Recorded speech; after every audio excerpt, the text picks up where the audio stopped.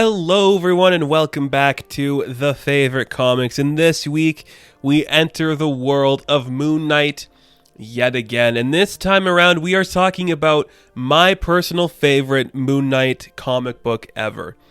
And that of course is Volume 8 of the Moon Knight title, written by Jeff Lemire and art by Greg Smallwood. Now, one thing I always make clear when talking about this book to people, when people ask me, what's your favorite run on Moon Knight? And I say this one, I always say, this is what I would call like the finale, in a sense, to the character. It's like, you can't read this book, these 14 issues, if you haven't been committed to the character for at least some time.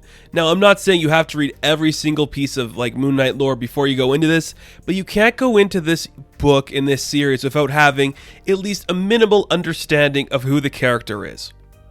Because it does this thing that you see that every other creator does with Moon Knight, and that is they take their own spin on it and go in a different direction. But this one, when I say it's like the finale of the Moon Knight character, I mean it's a concise 14 issues that are telling a story and telling a narrative that is so fun and engaging that you believe the character and you believe the world it is building up. You finally do something that I've been talking about. Every time I bring up Moon Knight in a conversation, I always say that it's not Bushman, it's not Black Spectre, it's none of these people who are Mark's arch enemy. His arch enemy has always been Khonshu.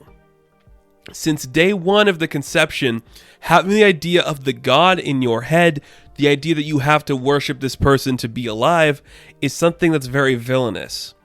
Now, I know some people might see that in aspects of the religion they believe in, but that's fine. You know, I'm just mean in terms of the Moon Knight character. Khonshu, from day one, has always been the villain character, and that is pretty much what we are seeing throughout these 14 issues. The character of Khonshu is watching Mark from afar and being like, I'm putting you to the test, boy. You know, if you really believe in me, if you really think I am your god, if I'm going to save you, I want to see you do your best to prove it. Like, I think I could do better than you. But you are so good and you care about me so much that you're going to come to me and you're going to try to find me. You mean literally nothing to me, Mark, but hey, if you want to try, do your best. Maybe we'll see what happens. That is what this is saying. It is like establishing Khonshu as the villain. And I really love that. I love that dichotomy between the two characters of Khonshu and Mark, because their relationship is so interesting and unique that I want to explore more of that and establish something very cool in that world. I think that could be such an intriguing and essential part of the character. I know some people have their opinions on whether Khonshu should be an entity or not, but I kind of like the idea that the Egyptian gods, kind of like the Asgardian gods in a sense, are like from a different universe or dimension, or they're like trans-dimensional through these different places of time. Basically, these essentially alien-like characters. That makes sense in terms of the Marvel Universe, because that's not what happened in real life if these gods did exist. For the terms of the Marvel Universe, I can get behind that, because I think it works well for the character and just adds something else to the dimensions. It's very cool. So when we open up this book, we see something that I'm amazed hasn't been explored more in contemporary Moon Knight stories, and that is this idea of Mark Spector waking up in a hospital, not knowing who he is, trying to figure out if his life is actually real or actually just this illusion. I think that is such a great idea for the character. It is very One Flew Over the Cuckoo's Nest, which is such a great comparison for something that could happen in the mind of Mark Spector. What is real? What is not? Are you crazy? Are they forcing you to think you're crazy? What is literally happening here? Can you pray to your God if he is not listening to you, if he doesn't want to listen to you? Such a great story. It does a great job of introducing all the established characters in the Moon Knight lore. You know, we see like Marlene and Frenchie and Crawley and Gina come in. We see Scarlet come in. Like, all these characters have their role in this story, and you see how it plays out. As the story progresses, you see like Mark kind of losing control of that sanity and going to a bunch of different worlds. One of the things I really like about this book is it understands the character of Mark Spector. You play loosely with the idea of his sanity.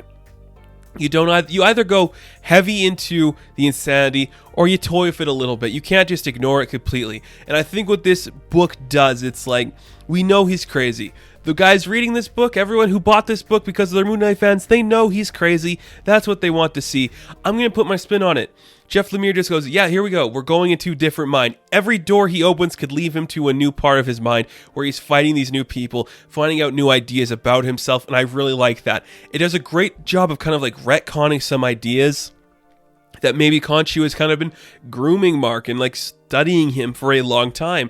And that is like we see earlier interpretations of the Mark character personifying people like Stephen Grant. And then as he grew up, that's when Jake Lockley came in. We even see a fourth persona that isn't Moon Knight come into play of the Space Ranger. And you're like, that is such a brilliant conversation to have with Moon Knight. Like, you wouldn't be expecting it. You just look at that and you're like, oh, okay, we're going to do the weird hospital thing. But after we do the hospital thing, we're literally going to show you that maybe Mark has been crazy his whole life. It wasn't Khonshu that made him crazy.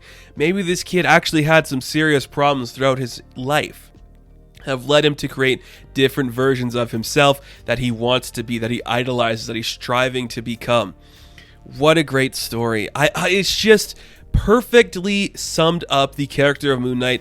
If you have been a fan of this character for such a long time, this is what you want to see. You want to see that final conclusion of Mark coming to his sanity, saying goodbye to his God, saying goodbye to his father, essentially, and just having that final moment of peace and tranquility where he says his piece to everything in his life, where he comes to terms with, I am this guy, you do not define me, you do not control me. He says his piece, and man, is it powerful. Like, the last page of this book just still gives me chills when I read it. It's just so intense and gripping and powerful, and it just has an extra impact if you have read every other incarnation of the character. Like I said, this feels like the payoff we deserve as a Moon Knight fan, where like we put in the time and effort. Here's your book. Here's the last thing you want to see from the character. Now, I think you could do more stories after this, and they have, because comic books never end, baby. But it's just like, if this was the last Moon Knight story we got, I don't think any fan would complain. We'd be like, we'd want more, but this is a great conclusion to the character. It's all about him. It's all about Mark. It's saying goodbye to his world. It's so fascinating and so fantastical in its portrayal that I think it's a very good story, a very fun thing to see. Jeff Lemire is a writer who I adore. I don't like everything that he's worked on, but for the majority of his time working on projects, I love what he does. There's something very interesting about it, very complete about it, very sure of himself what he's writing and what he is creating. And Greg Smallwood is a very underrated artist. It's such a basic story, basic artwork, I should say. It looks so clean and crisp and has a beautiful aesthetic to it that it works perfectly for this like ethereal, in your mind space kind of story where everything's a little bit off but a little bit perfect. It looks great in the Egyptian setting, you know, like when we see like the Anubis and all these other people, like the crocodile god person and all these other ideas, and like the Cairo'd up New York and everything about that. It looks really good. And when it like switches styles to be like an Akira looking thing, man, it's flawless. It is such a powerful book. There is a little bit of retconning for the lore of the Mark Spector character. We kind of see like the origin of Mark from a new perspective and how Khonshu kind of like graced the idea to put him there, which I think makes sense. Khonshu would be that kind of guy to do that, where he'd force Mark to become this thing, but I love it so much. It is just a perfectly summed up story. I don't think it needed to be any longer. I don't think it needed to be any shorter. It knew exactly what it was trying to tell. It knew exactly what it was trying to do.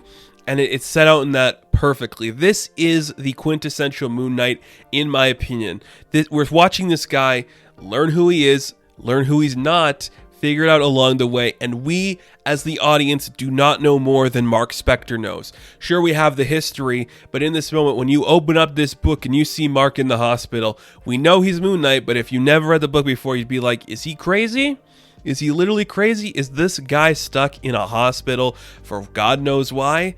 Is kind of the idea we are playing with. It's a fun narrative idea, and holy cow, is it such a good book. It's different, it's a great aesthetic, and it even calls out the idea of Marvel Studios. There is a scene in this book that is directly about Stephen Grant making a Moon Knight movie with Marvel Studios, how the actor for Marlene is Marlene, how people think it's kind of silly and weird and a little different, like they've sunk to the bottom of the barrel to make this.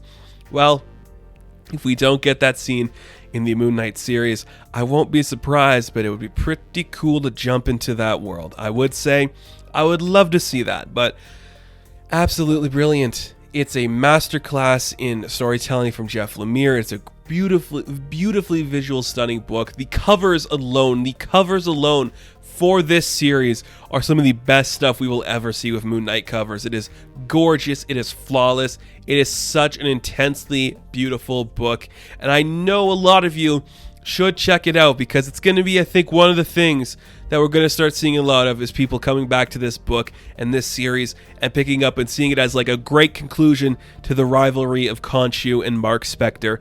This is a great Moon Knight book. It is my favorite Moon Knight book, and it is also one of my favorite comics.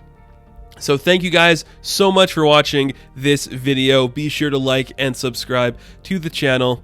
As always, you can catch me on Instagram, Patreon, Twitter, all that good stuff. And of course, if you are listening to this on the podcast feed, please give us a rating there. It certainly helps out. If not, I will catch you guys in the next one. Have fun, stay safe, good luck.